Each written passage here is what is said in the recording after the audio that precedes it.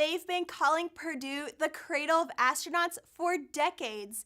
Since 1958, countless Purdue alumni have joined the ranks of NASA.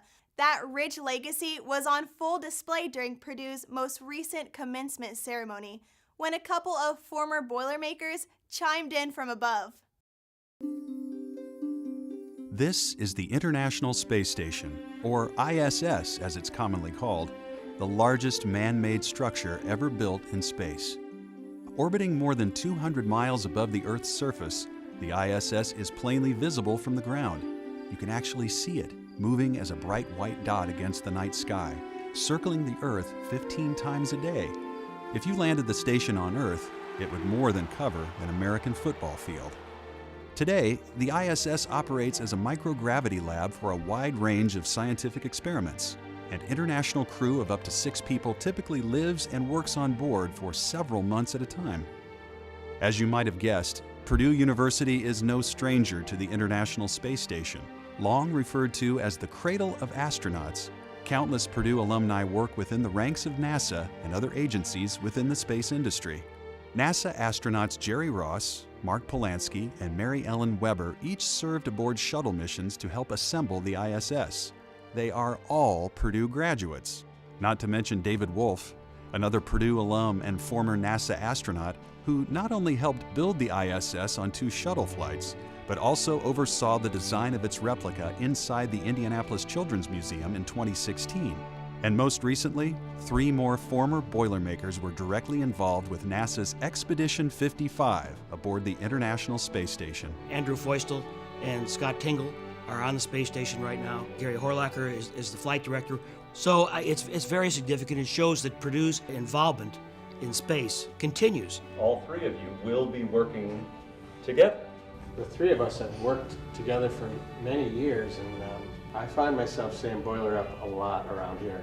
The first group of folks that really came and put their arms around me and said, "We are so happy you are here," were the Purdue grads. I mean, I knew when Neil Armstrong went to Purdue, I knew Eugene Cernan went to Purdue, and some other well-known astronauts, but I never really put it all together like, wow, this is really the place to be. I think it says a lot about the reputation of the school too. Yep. And like he said, you just got to be humbled to know that, you know, I had this opportunity to be in charge of an international space station. Multiple countries they're all dependent on us to do the job, do it well, and every day's just different, and there's so much variety. Station, this is Houston. Are you ready for the event?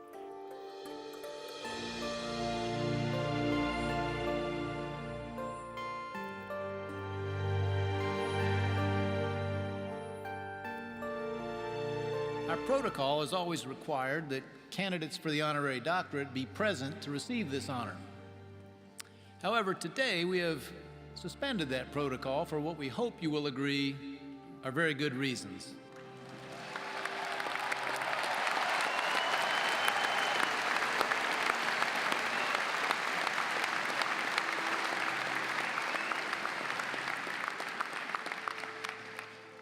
Greetings, distinguished and distant colleague.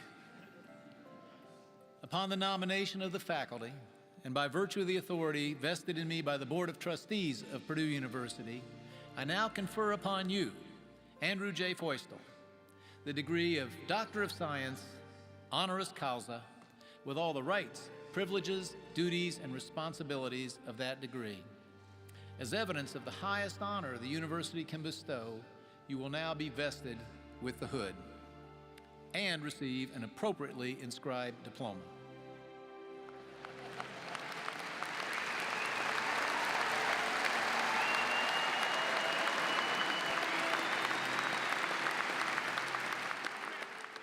Drew and Scott, thank you for making Purdue so very proud and for your courage on behalf of all of us and our nation.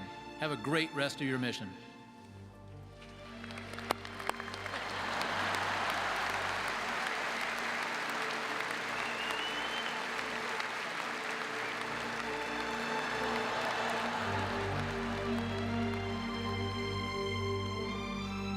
But in the end, Purdue University's legacy in space is much more than a cradle of astronauts. We're not only the cradle of astronauts, we're the cradle of aeronautical and aerospace engineers.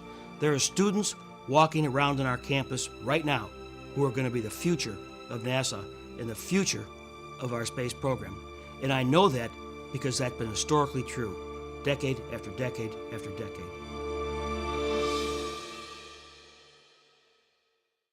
As the university inches closer to its 150th anniversary, Purdue faculty and students are looking to the future, poised to continue their proud legacy in American spaceflight. That'll wrap up this edition of Boiler Bytes. Remember that you can watch all of our past stories at boilerbytes.com. See you next time.